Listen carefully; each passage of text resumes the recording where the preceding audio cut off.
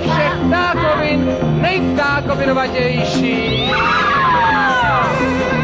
A představte si, co jste měl dnes v obědu. Představte si, co jste měl dnes v obědu. Knedlíky se zelím kyselým. To koukáte, to jsem měl dnes v obědu.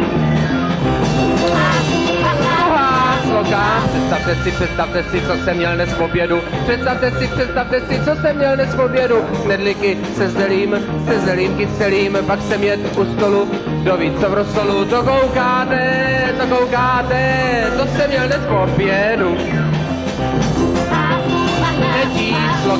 Představte si, co jsem měl dnes v obědu. Představte si, co jsem měl dnes v obědu. Knedlíky se zelím kyselým, pak jsem jet u stolu, kdo ví co v rosolu. Kapustu vařenou, jedli jsme ji smaženou. To koukáte, to jsem měl dnes v obědu. Čtvrtá sloka. Představte si, co jsem měl dnes v obědu. Představte si, co jsem měl dnes v obědu. Knedlíky se zelím kyselým, pak jsem jet u stolu, kdo ví